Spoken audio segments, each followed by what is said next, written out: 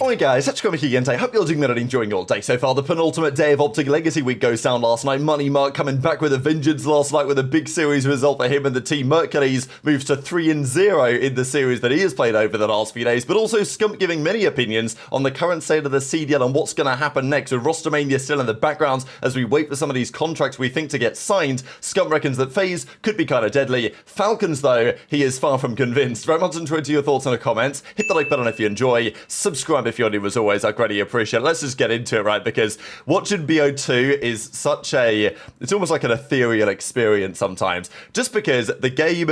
This was the first game that they had Codcaster or any sort of way to actually watch competitive. Now, it's funny going back and watching it, of course, the game came out in 2012. There are so many issues with it. It's so good, and it's amazing how much better it is than the CODs that we've had over the recent years. But when you're watching it, for example, there's no colors in the kill feeds. You can't really tell who's on what team unless you know that and all this. And then if you're trying to actually watch the game at the Codcaster, it goes to this small cam. And it was just so early days. And the funny thing is that, Ghost wasn't really any better. And then it took until Trey kind of kept innovating things as time went on to get a better Codcaster. But this is pretty much the first iteration of it. This was Express Search and Destroy. And Money B had an insane 1v3 here. He killed Huke. He then guns Kremp. He's one shot. Scump has 2 bullets left. And MBoZe just runs out and knifes him. This is an unbelievable moment from Money B, just because, and he had a nice 1v1 earlier as well there. It was funny because MBoZe over the last couple of days, the community's been cooking him. It's been MBoZe, this guy can't shoot straight anymore, whatever. And MBoZe, a legendary search and destroy player. Nobody's ever going to take that away from him. But yeah, here comes Shotzzy, takes down Scump at range. Dashy then takes down Shotzzy, and then all of a sudden it's a 5 versus 2. MBoZe gets one onto Kremp, and then he's looking for the last guy. His teammate gets him into a gunfight, and with the DSR 50 in hand, hits a nice little wallbang onto the final guy on Dashy, gets the final kill elimination, extra points, and gets the defuse in.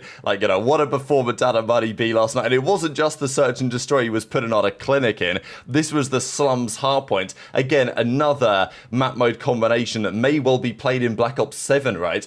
In the same way that Modern Warfare 3 launched with all the original Modern Warfare 2 maps back in 2009, there is a rumour that Black Ops 7 is going to launch with at least a decent handful of the original Black Ops 2 maps from 2012. Slums may be included in that, or it may arrive in due course. The rumour was, I think, that we're getting Raid, Express, and Hijacked back as soon as BO7 launches. But there will be a lot of content coming after the fact, and maybe other maps coming back as well. Slums plays pretty well for hardpoint. I was never as big of a fan of this map as others were, but it's still pretty legendary. And just so much better than some of the absolute drivel that was churned out in Black Ops 6, unfortunately. Kremp had 6 kills. They called him Kremp 6 for a reason. People were saying that. Now, he was having a hard time. He wasn't happy with his controller. I don't know, it was pretty funny. Kremp's obviously just come back from racing. But it was Mercules again, double positive. MBoZe, I guess he locked in shooting bots the night before this one because, it was 27 in 15. Karma and Shotzzy also doing pretty well. But it was a competitive series, and in the end, it was Karma's team that get the win. So, the talk before the series was, MBoZe, they've put in with Mercules or whatever, it's the Merc and MBoZe team to make the teams fair, because Mercules has been crushing it. But Mercules continues just to win everything that he plays. But MBoZe deserves a lot of credit. Former was like, damn, this guy's cooking. And MBoZe actually tweeted out, all I needed was perk, right? So, maybe that's the duo that's going to dominate the rest of this weekend. Well, there's actually only one more day of OpTic Legacy Week. As I go through a couple of these cards here, I just wanted to say what a great bit of content this has been from OpTic, right? This OpTic Legacy Week. And on some level, maybe OpTic are the only team that's really capable of doing this and making it work because of the number of people they have on the organization, the type of stuff that they can do, the fact that they've got the biggest audience and therefore they can bring in partners that make it worthwhile from a monetary perspective. But even then, it's not like this is a huge setup cost. They're doing it at their own spot. They've, got the PCs there already. And yeah, they're obviously employing the guys to make sure that all happens. But you know, FaZe could do this, hypothetically, right? FaZe would have enough characters from their COD past, and they would do it a little bit differently, right? It would be, you know, some more sniping guys, maybe. They'd be playing different games to maybe what the OpTic Legacy week has been, but it's just such great content for the scene that it's no surprise that OpTic are the biggest team, is it, when they're doing stuff like this? And yeah, because they're the biggest, they can do stuff like this, and people will watch, and therefore it gains, you know, there's like economies of scale or whatever. But look, Mercules, 91, pretty bad card for him, right? Only a 91, like what are you playing at, right? He was 99, 97 over the last few days, but Mercules has now won every series that he's played. He didn't play the Halo, but he played the Advanced Warfare, he played the BO4, and then he's played the BO2, and tonight is Black Ops 3, so we're back. Now, tonight's game is going to be the current OpTic team, so Mercules, Dashy, Shotzzy, and Huke, that quartet against the Dynasty. Now, you guys might remember when the OpTic team played the Dynasty last time out, and they played BO2, and the Dynasty absolutely annihilated the new OpTic team on Black Ops 2. That would probably happen again if they played today. But BO3 could be a different story. I'm not concerned about Scump and Formal. Scump's always cooking. Formal's currently playing top-level competitive cards. Kremp and Karma, maybe, I don't know. Like, I'm a little bit more concerned about their performance here on BO3. It would be, I don't know, not a shame exactly, because obviously Black Ops 3 was the OpTic Legacy teams, like that was the Dynasty's game, really. They didn't win champs on it, but they were unreal at that title, as they were in Infinite Warfare and Advanced Warfare before that. But like, that was kind of prime OpTic Dynasty, at least at some points that season, where they were basically untouchable. And it would be nice to see a competitive series here, right? Because if the new OpTic team and Mercules just crushes the dreams of the OpTic Dynasty tonight, then it's kind of like they're never going to be able to beat them again, if you see what I'm saying, right? Like, I want this to be competitive, because if we run this matchup in future, I want them to do it on Black Ops 3 because it's the best game. But if Mercules and the current OpTic boys just destroy the Dynasty, then they'll probably have to do it on BO2 or something in future, which, again, I'm not going to complain about either. But you know what I'm trying to say. These were the KDs from the series. Karma had a 1.2, Merc had a 1.2, Shotzzy 0.12 or whatever. But Money B with a 0.94, but, you know, one of the most impactful 0.94s that you are ever going to see. Kremp had a difficult time on the other side of things. We will see how things go tonight. As I say, speaking of BO2, these are some of the other maps in that title. We're pretty sure Express, Hijacked, and Raid are coming back. What about some of the other maps, right? Aftermath. Yeah, you know, if that doesn't come back, I'm not going to lose sleep over it. Meltdown was a good search and destroy map. They played it last night. Slums, I think Standoff should come back. Especially, you know, we're bringing in Specialist. I loved Standoff personally. Yemen, also a great map. There's several options in BO2 that we could have a think about. So we'll see what they decide to do, especially when it comes down to competitive. Just one update of yesterday was on the process, because there were rumors it was going to launch yesterday. But I think having won champs and then also won the World Cup, they need to take more time over this to complete the story, right? Because I think maybe it could have launched yesterday had they just won champs and the World Cup didn't go to plan, whatever, like, kind of, let's put that a small part and then we'll just focus on the actual big result. But now that they won champs and the World Cup, obviously there's extra things to think about. So that's going to be delayed by a little while, but I'm sure it's going to be worth it when it arrives. The other thing before we get into Scump's comments was from K-Sun here. So pretty funny, right?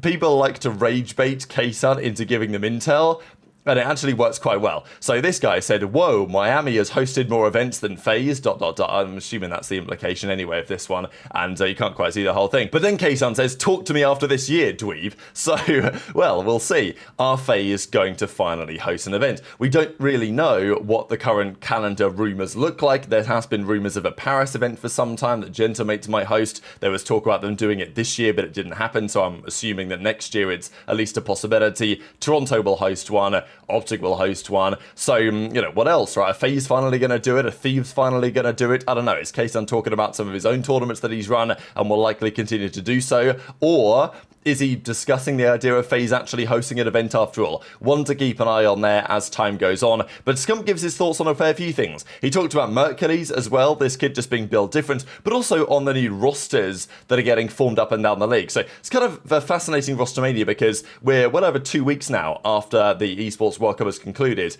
And we've had like no team confirmations. We've only had players getting released officially, but we've had really no one like officially extend or re-sign or at least lock in a roster. That will happen in due course. Things take their time with contracts, and then things, trickle down from the top teams to the weaker teams. And plenty of these teams, we have no idea what they're going to do. Teams like Heretics, for example, are they going to get Snoopy? Are they not? How are they going to round out their team losing Real? Are Toronto going to build the team we thought? Is Insight coming back? Is he not? Where's Nastie going? What's happening there? We don't know. What are Falcons going to do to round out their roster? If Sib is going to Gentlemates, then who do Falcons bring in as their other AR? Still loads of questions out there, and then even the teams further down, we have no idea what they're playing at right now. But we do think we know what FaZe are doing, for example, and mostly what the Falcons are doing as well. So Scump gave some thoughts about this. I know that you guys are wondering, when is Rostermania done? Like, when do the contracts be finalized by? I wouldn't expect everything to be locked in for at least another month and a half. The teams that are further down the field, they will not confirm their rosters for a long time, because it's the classic tactic of, well, if we sign them now, we've got to start paying them. Whereas if we sign them in October, just before the game comes out, then we only have to pay them, That's how some of the weaker teams operate. The top teams, they will want to sign quickly once they know what they're trying to do. And I imagine that we'll get confirmations in the next, week or so, at least from some of the top teams. But I thought, to be honest, this week we might have been expecting something. Scump confirms that OpTic aren't changing. It's not really major news, is it? This shouldn't come to many as a massive surprise that OpTic are going to be keeping that roster together going into next year. But there was two other rosters that Scump gave some perspectives on. He was talking about FaZe and kind of liking the FaZe team, what they've done. Look, is it going to ever be considered as talented as last year's FaZe team? No, if you're going to break up the Simp aBeZy Cellium duo, you're going to have to go a different route. But the 04, Abuzah, Drazah setup is pretty solid. There's definitely some upside there. Scump reckons pretty scary team.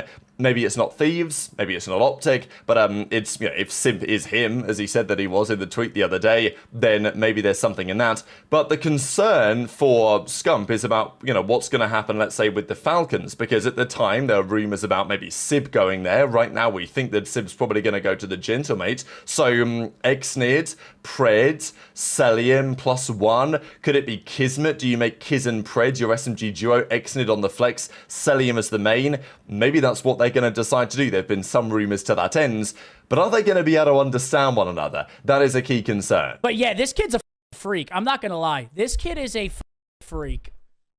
I'm telling you, dude. I don't know what this guy is on. Bro, I look to my left. This guy's swigging a monster at 8 p.m. This guy's swigging a monster at 8. I'm like, all right, bro. If I drink a monster at 8 p.m., I promise you I am not sleeping.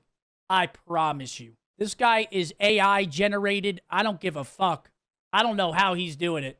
I think I could say that pretty confidently. Yeah, we're not making a change, dude. Our team is insane. We're sitting back this offseason, feet kicked up, big time chilling. Yeah, our team, I wouldn't worry about us. Dude, this FaZe team is scary, man. This FaZe team is scary. Obviously, we saw Vancouver, 2 of their players. They went to 4 grand finals, and then you throw in the Pimp and Drazah, players that have won before and know how to win. 04 is a good search player. Abuzah is a good search player. They're going to be pretty good in all game modes. But the thing about FaZe this past year was, it was kind of weird because their worst game mode was Hardpoint. But yeah, I like the FaZe roster. I think this FaZe roster is solid. Obviously, they're going to be good. They're going to be contenders for sure. I mean, we saw clips of Xnid and Cellium. They couldn't even understand each other in a Discord call. So how the fuck are you going to understand MC when he's on me, one shot, you know what I'm saying? Like, that could get a little bit hairy. So Falcons tried to throw their weight around a little bit this offseason, right? There were rumors that they were trying to buy Scrap out of Thieves for $2 million. I don't think they were. They were, but not for that amount of money, to my understanding. And Thieves wanted a bit more from Falcons in order to get anything like that done. To Falcons, they're keeping things lower than they could have done, let's say. Cellium's probably getting paid a pretty damn good wage because it seems like he effectively chose this over going to the Los Angeles Thieves. There may be other factors in play there, but it's certainly still relevant.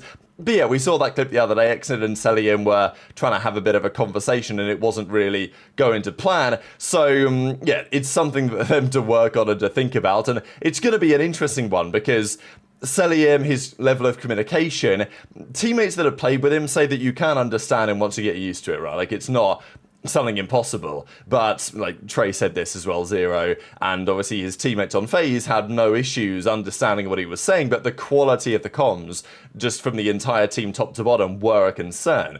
And if the team, even if they do get Sib, and it's Sib, Cell, Pred, and Exnid, you know, that team has a few weaknesses, I would say. So I think Scump is right to be a little concerned here about the way that Falcons team is actually going to perform, because, you know, they're bringing in a talent like Cellium, MVP candidate player, one of the best players of the CDL era, one of the most talented ARs that we have seen. Doesn't always play the game the right way, you might argue, but still, it's a big scalp, right? It's a big guy to get. Pred and Cellium on your team just a year after the team was absolutely nowhere is big, but there are still potentially many things that are going to hold that Falcons team back the upcoming season. And, you know, last year, they were kind of a likeable underdog, as it were. I think this year, they're now going to move into a slightly different perception in the mind of the community. But very much interested to your thoughts on all of this stuff in the comments below. Hit the like button if you enjoyed. Subscribe if you're new. Take care. And I'll see you next time.